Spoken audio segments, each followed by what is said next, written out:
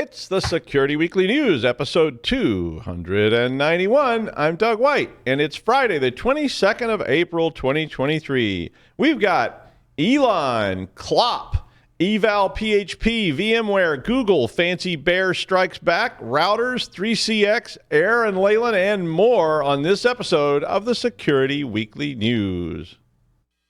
This is a Security Weekly production for security professionals by security professionals. Please visit securityweekly.com/subscribe to subscribe to all the shows on our network. We interrupt our program to bring you this important message. It's the show that keeps you up to date on the latest security news twice a week, your trusted source for accurate security information and expert analysis. It's time for Security Weekly News. Did you know that Active Directory is exploited in 9 out of 10 cyber attacks? With access to Active Directory, attackers can gain control of your network. To keep attackers out, you need to find and fix Active Directory security gaps. Meet Purple Knight, a free security assessment tool that scans your environment for hundreds of vulnerabilities and helps you fix the problems. Ready to reduce your Active Directory attack surface? Download Purple Knight, the #1 Active Directory security vulnerability assessment tool. Visit securityweekly.com/Semperis, SEMPERIS, for more information.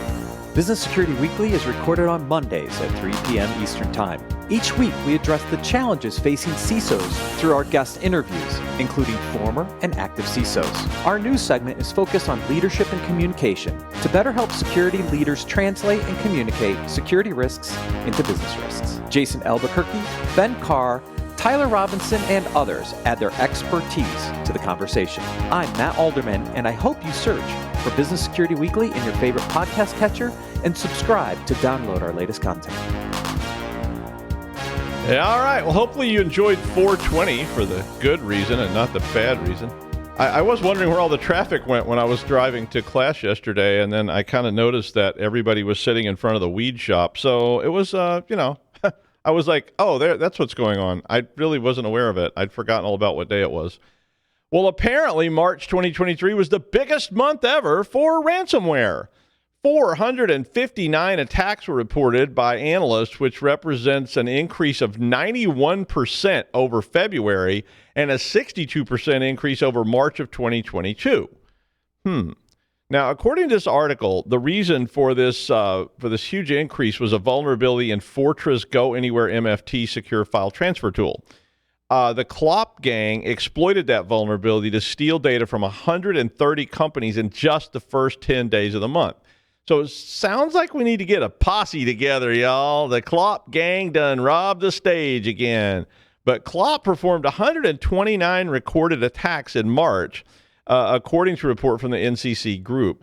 Lockbit had 97 attacks to take second place, and other groups that were noticeably active were Royal, Black Cat, Biangliang, Play, Blockbuster, Stormius, I don't know how to say that one, Medusa, and Ransom House. But Clop and Lockbit were by far and away the biggest nasties of the month. The most targeted sector was industrials, which received 147 of the total attacks during the month. Consumer cyclicals, I had no idea what that was. I had to look it up. That one includes automotive, housing, entertainment, and retail, which are apparently very cyclical industries. I never heard that term. But tech was third. I think this underscores what we've been telling you for a long time. Patch and prepare for the worst, because it seems to be a thing. And there's going to be more 0 days. There's going to be more vulnerabilities. If you're not ready for them and you don't patch, even if you do patch, eventually you're going to get got. So be ready. EvalPhP is an outdated, legit WordPress plugin, but it's being used to compromise websites by injecting stealthy Trojans onto the site. This thing was a plugin that allows site administrators to embed PHP code on pages and post anything on your WordPress site, and then execute that code when the page is open in the browser. So it just sounds like a problem, right? But obviously, if you have it all locked down, then it does exactly what it's supposed to do. Now, part of the problem is the plugin has not been updated or supported in the past 10 years. So it's more than a decade old, and it's had no updates or anything. And they called it an abandonware project by the WordPress community, which means it's kind of like a really gnarly old tennis ball that you found under a dumpster and you picked up and then you caught Mekong jungle rot, and now your hand smells kind of funny, and dogs keep following you around? Yeah. Anywho, Securi reported that there is a trend of using EvalPhP to embed malicious code on otherwise harmless WordPress pages, and that this activity has surged in April of 2023. The plugin is now having an average of 4,000 malicious installations per day, according to this report. The injections detected this month deliver a previously documented payload that allows remote code execution capabilities on the compromised site. Securi said that we really need to delist these types of plugins and that there are other ones. So WordPress owners are recommended to take action to secure your admin panel, keep your WordPress site up to date, and use a web application firewall to prevent this stuff from happening, or you're going to get got. So there is no patch for it. If you need to use EvalPhP, either if you can remove it, and if you can't remove it, block it. So do something. VMware dealt with a vRealize log insight security vulnerability, which would allow remote attackers to gain remote code execution. The tool that is being targeted is called VMware ARIA Operations for Logs. And it basically is a log analysis tool that, if you've ever, administered VMware, and I have, you know that you generate massive numbers of logs, even on my small sites. And if you're using vRealize, they're even bigger. So this is a tool that lets you help manage all those logs. The bug itself is a deserialization vulnerability, which can be used to run arbitrary code as root on compromised systems. And it can be exploited remotely by unauthenticated attackers in a low complexity attack. So that's, as they say in the biz, bad. Like probably about as bad as it gets. A second flaw, which would allow remote attackers who have administrative privileges, which is not as bad because now it's an insider threat, but attackers with administrative privilege are able to execute arbitrary command as root as well, and they addressed that in a recent patch. So not as bad as the first one, but the release of VMware ARIA operation, or ARIA, sorry, I'm going to pronounce it correctly. So it's, ARIA, like the thing in an opera where somebody sings a solo. ARIA operations for logs 8.12 patches both issues. There's apparently no evidence, according to VMware, that these were being exploited in the wild, but now that they're being known and published, well, watch out if you're exposing yourself online, and you can take that any way you like.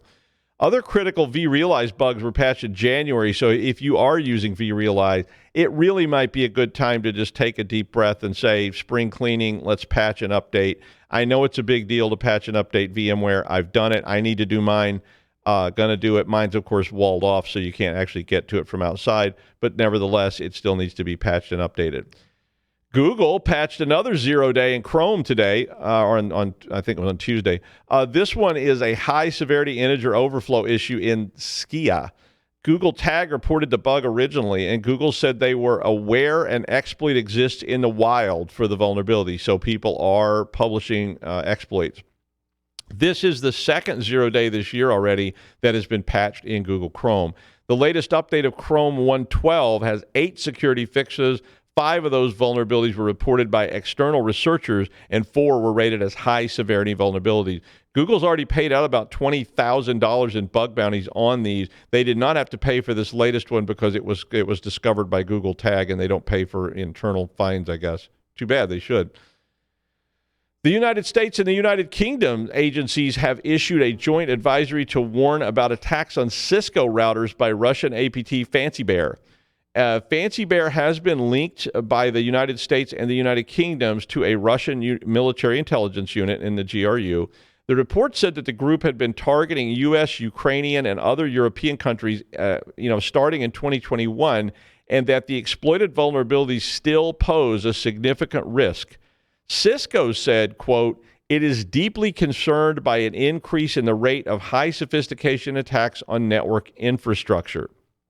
The advisory, which was released today from the National Cybersecurity Center in the UK and CISA in the United States, along with the FBI and the NSA, relates to exploitation of a CVE from 2017, which had been reported, patched, and mitigated in 2017.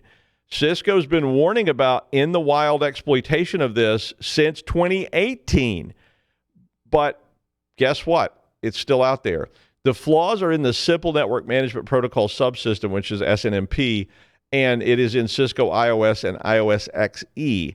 And it would allow a remote authenticated attacker to execute arbitrary code on the targeted device by sending custom SNMP packets. Well, Fancy Bear used the SNMP exploits to deploy malware that allowed them to attain additional device info and enable backdoor access on sites. The malware being used is named Jaguar Tooth, and there is an NCSC report which has all the details that's linked in that article I put on the website. The malware does not survive reboot, but you know what?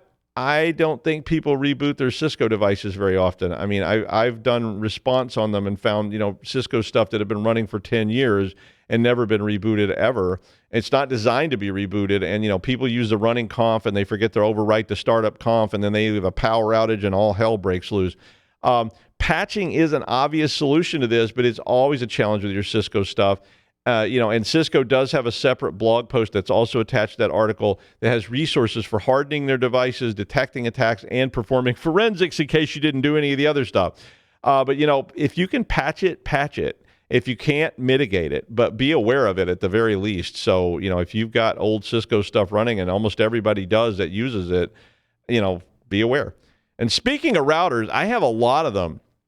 I used to buy them on eBay all the time when I would see them for sale. I used to buy tons of them, and I used them in class. I used them for fun. And one thing I found that this article is providing information for you, that we don't always wipe them when we sell them. Yeah. I bought some from a liquidator once that had full configurations and pretty much everything on them, including iOS. And in every single Cisco conf, if you've ever looked at a Cisco conf, it's a text file. And unless you know the command service password encryption, and be careful with that command too if you aren't familiar with it, but be careful. You will find right there in the conf in plain text are passwords. And guess where those passwords are also used? Probably all over your company. And when I did pen tests, I usually asked if they would give me paper copies of the comp so I could look at them, if that was in scope. And, when you see that the Cisco enable password is Gandalf 420, that's probably going to also be used somewhere else, like, say, as the root password on their servers. Anyway, ESET acquired 18 secondhand enterprise routers that were Cisco, Fortinet, and Juniper, and found that 9 of the 18 devices, which included core routers from massive companies, were still completely configured. Only 5 of them were actually wiped. My record wasn't quite that good. I would say that out of about 100 routers and switches I bought over, say, 4 or 5 years, about 25 of them had full configs on them. All those did have passwords in the confs, though. I never, ever had one that somebody had done service password encryption on. And you can crack that, too, by the way. Some were from a government agency that I bought. I mean, literally. I actually tried to notify them about it, and they got all uppity about, oh, so you've committed a crime against the United States government? And I'm like, dude, you're the U.S. Department of, we won't get into what they were, but they got all threatening, so I just, used the better part of valor and hung up the burner phone I used to call them. I was like, I was trying to help you here, but you want to be a jerk about it? Fine, I'll just sell it to somebody else. Have a nice day. I didn't actually sell it.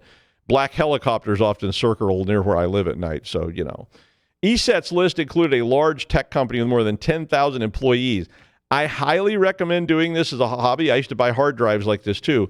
But please, for your own sake, add it to your list of hygiene requirements and wipe your old equipment. I know it's a pain to do, but before you sell it to crazy Johnny, slightly used routers and tacos, wipe it, and wipe it effectively, because there's probably somebody out there buying them for fun or for ill will that will be able to get to this stuff. Krebs released some details about the 3CX attacks, and if you missed it, there was a lot of stories about 3CX a few weeks ago, which is a VoIP management interface. So this is a PBX type device that manages VoIP phones. According to Krebs' story, North Korean hackers used a very large number of fake executive accounts on LinkedIn to get people to open a job offer that contained malware. I mean, wait, you mean I'm not getting a 7-figure job teaching Python to executives in Hawaii? I may need to redact an email I just sent to my boss, but anyway, the malware was targeting Mac and Linux users at defense and crypto firms. Okay, Krebs, this article's got 2 semicolons in one sentence. That's never a good thing. Kurt Vonnegut hated semicolons, and so do I do too. And if you use more than one in a single sentence, come on. But apparently, this all related to software supply chain attacks that were nested within earlier software supply chain attacks. The original attack was back in March when 3CX disclosed that the Windows and Mac OS desktop applications for their product were compromised with malicious code, which would allow the ability to download and run code on all the machines with the app installed, which is, of course, a bad thing.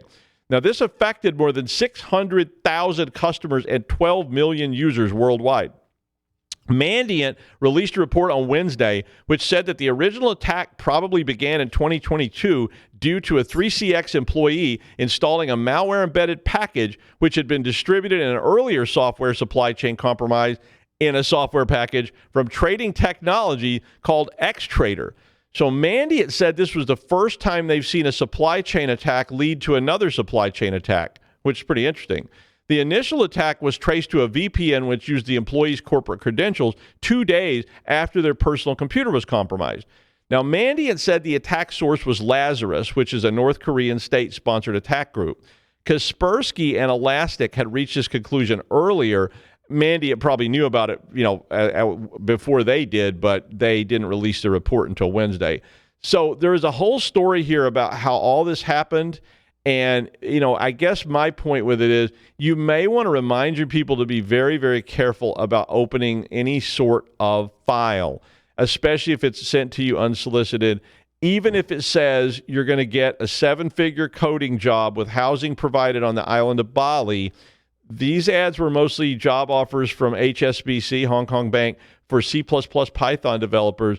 But if you think someone's sending you anything on LinkedIn, I would look up the company. The last time I got a job offer on LinkedIn, which I actually got a legitimate job offer not too long ago. I wish it had been for more money. I might have taken it. But I actually looked up the company and the division and the person whose name was on it, and then I called them and asked about it before I opened this link. Don't open these things, no matter how tempting. This is a common strategy of Lazarus, so and a lot of us get targeted by these things. A report that starts with the Pentagon Papers, and if you don't know what that is, it was a massive classified document link about the Vietnam War, and it basically ends up today with us bringing a 21-year-old airman who worked in IT and decided to wow his juvenile devotees by showing them all the cool intel he had at work on Discord. Well, it basically says that, this article is basically saying you need to be ready for this. The article is a good starting point for thinking about insider threats to your organization when some employees has access. It's really, really scary if you think about IT people. I mean, it doesn't have to be top secret stuff. It doesn't have to be national security stuff. It can just be stuff that's damaging to your company, either in the form of liability or lost data. I remember what I did were some IT people reading everyone's emails, and they were taking funny stuff out of people's emails and posting memes about it internally until one of the people that was being posted about noticed their picture on a meme hanging in the IT space and filed a complaint and a lawsuit. Not to mention like Tesla people watching the cams in violation of just about everything Tesla said they wouldn't do. Well, anyway, you might want to give this a read. It's got some help starting assessing insider threats and some good tips. Considered the most extreme bass player in the history of glam bands, he is famous for his use of spandex, carefully strategic nudity, and on-stage wardrobe malfunctions. Please welcome Aaran Leyland. Yay! How's it going? It's like, has WordPress, did it go away for a while, or did we just get bored of talking about it? We just got bored of talking about it. Oh, it's massive. It's still there. Yeah. It's like every day there's seems to be an article on WordPress, and for some reason I think I just don't read them anymore because I was like, "Ooh, a WordPress article." They can't have fixed everything. Yeah, it was kind of like mass shootings in the United States. We just don't see the reports anymore because, there's like 17 of them every hour. To it. Yeah, it's like literally we have so many mass shootings now. It's just like, yeah, okay, don't even bother to. It's on page 36, of the newspaper. Is there a really good reason why people are still using WordPress so much? Is it just because it's cheap? I mean, it's cheap and easy. And I mean, it's something that when a high school teacher wants to put up a site with some extra math problems on it and they don't want to go to the IT unit of the school because it takes time and you have to fill out forms, just jump on WordPress and throw up a website. Oh, cool. Throw up a website. We can get involved in some shadow IT, and then we can have the whole college sort of ransomware. Yeah, and a lot of them are dead. They're just sitting there, out in space, and nobody's used them in years, and then people take them over and use them for all kinds of mischief. Well, that's fun. Also, hard drives. I used to buy hard drives when I was getting into cyber because running autopsy on them and stuff like that used to be like lots of fun.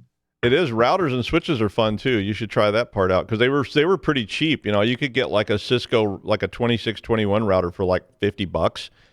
And I would buy them like in like pallet lots. So you get like 20 at a time and just get them, turn them on and see if they had iOS on them, which is not, you're not supposed to do. And if they had comps, and the comps were hysterical.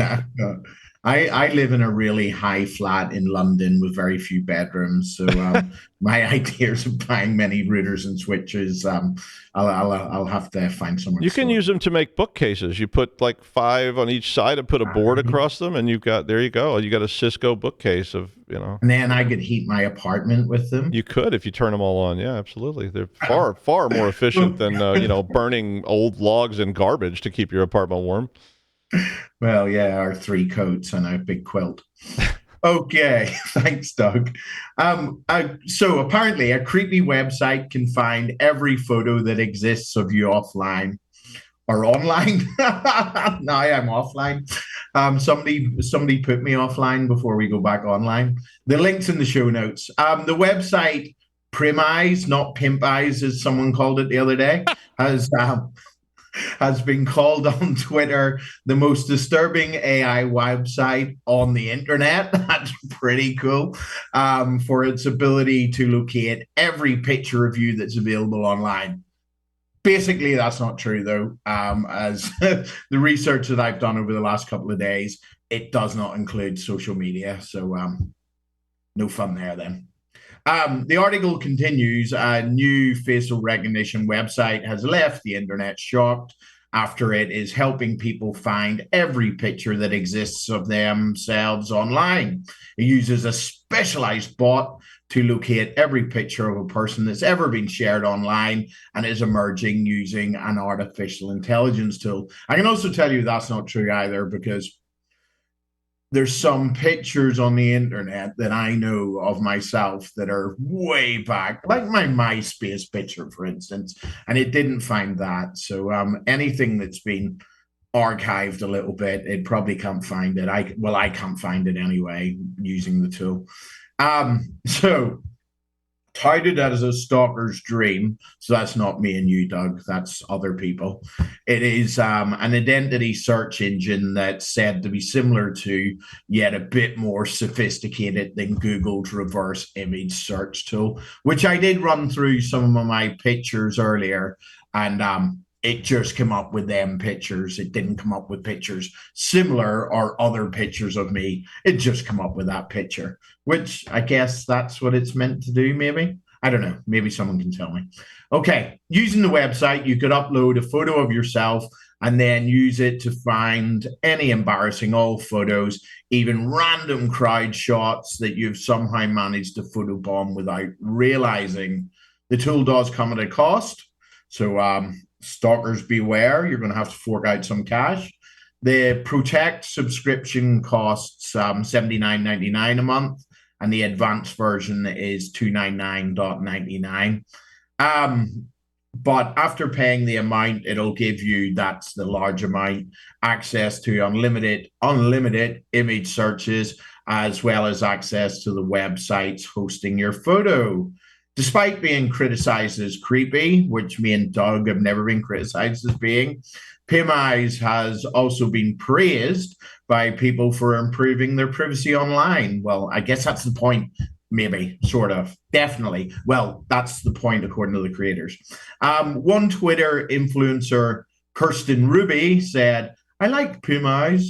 The tool is controversial, but it is one of the best tools for finding who has used my face without consent."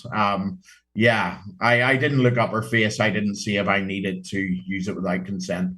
But this is what Primeyes has to say. Primeyes is an online face search engine that goes through the internet to find pictures containing given faces. Primeyes uses face recognition search technologies to perform a reverse image search, find a face, and check where the image appears online. Our Face Finder helps you find a face and protect your privacy. Facial recognition, online systems, allows you to search by image. PMIs is a face, picture search, and photo search engine available for everyone. It is a great tool to audit copyright infringement, which I guess is really good. We believe that you have the right to find yourself on the internet and protect your privacy image. So they reckon they created PMIs as a multi-purpose tool allowing you to track down your face on the internet, reclaim image rights, and monitor your online presence. I guess this is probably good for really famous people that I guess people pay to use their face, but I find some good things. Right, we're going to go over and do a quick demo here, and hopefully I'll be able to pull this up really quick and share my screen. And what you will see here is we have the dashboard. I won't show that too much, but we also have the alerts page. And I'm going to delete this one that I did earlier because, as we all know, demonstrations tend to go very wrong. And let's not hope that we do that online. Okay, so I took a picture in my living room. It was this one. And I uploaded it to the system. And it rather quickly processed. And then my alert, and that was of my full face, because I've done some others as well. And let's go back to the current page. And what we see here, it currently says no results. It actually, when I was trialing it earlier, it worked out pretty quickly. So let's see how it's going. Let's see how it's going. Oh, there we go, 34 results. And as you can see, there's some really exciting pictures of me, mostly on Security Weekly News. This one here, if we look, we can go to the website. This was on Stogie Geeks with my friend Joe there. I miss being on Stogie Geeks very much. And you can also open the image bigger. I don't even know what's going on with my face there, but it's okay. So there we go. That came up really quick.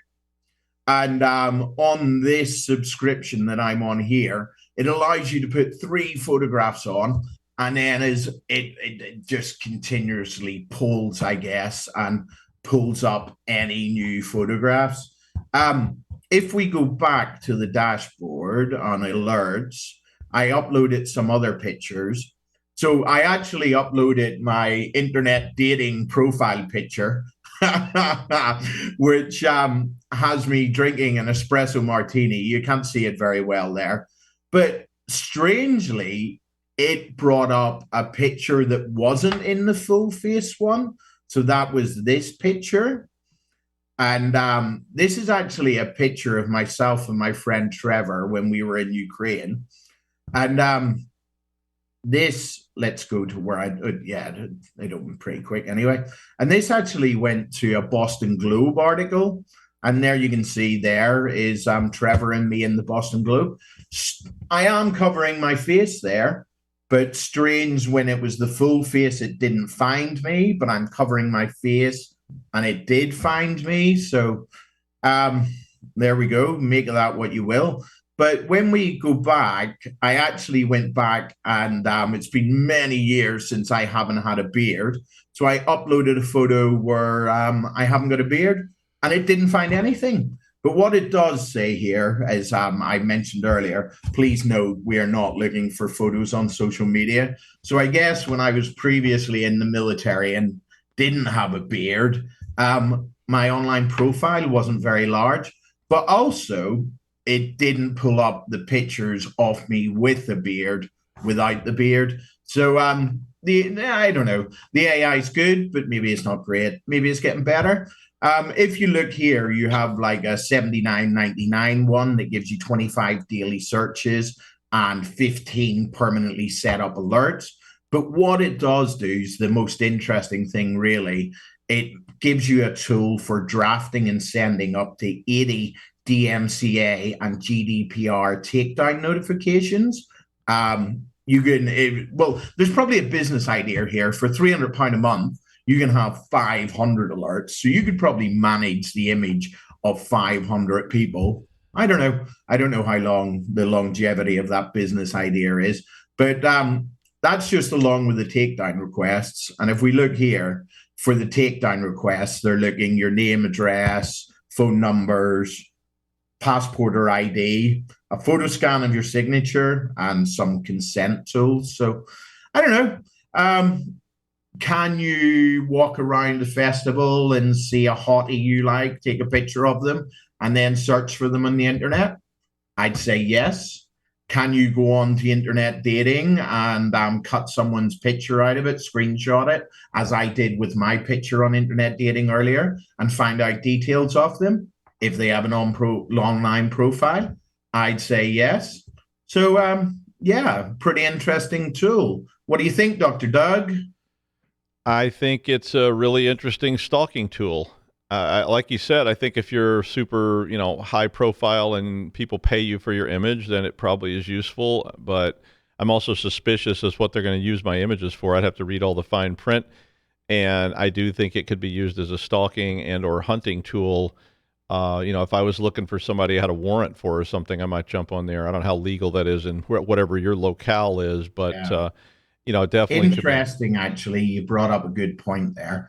You can actually go on there, submit your images, and like on Google Image of your house or apartment or whatever, you can actually ask to be removed, and then you're not searchable in certain amounts for it. And if you pay the $299.99, it says there's a deeper search. So it doesn't really explain very well what that is either.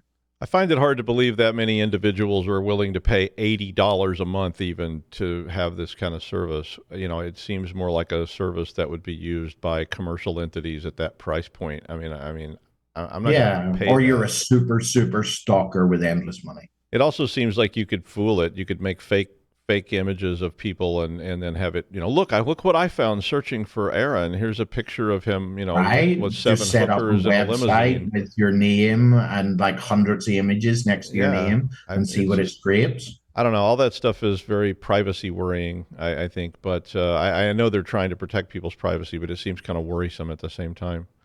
Very interesting. I had not seen that, and I will admit that when I first saw the link, I thought it said Pimp Eyes. I was one of the many. You and the rest of the hosts. I just glanced at it with Pimp Eyes. Who named their product Pimp Eyes? And then somebody had already commented like Pimp Eyes, and I was like, wait, it doesn't say Pimp Eyes, but it does look like that. Security Weekly hosts have similar humor. I think I'm going to go buy the domain Pimp Eyes if it's available, but I hope it is. I'm going to get there before you. Well, you probably will because I got to read this last story. Thanks, Aaron. Was that a segue or was that a segue? And finally, I'm not going to bash Elon Musk over his rocket exploding. I know you probably thought I was, but I'm not. I mean, that happens when you play with rockets and large quantities of explosive fuel being set on fire and shot into the sky. I mean, stuff explodes. I mean, I could pick on him, but I'm not going to. Science is the ultimate frack around and find out sport. I mean, it really is, and it should be that way. And people should be able to do stuff like that, although it gets a little scary at times. But as promised, on Twitter, they began removing thousands of blue check marks yesterday. This was part of Elon's new approach to clear the site of what he called, quote, the Lords and Peasants system.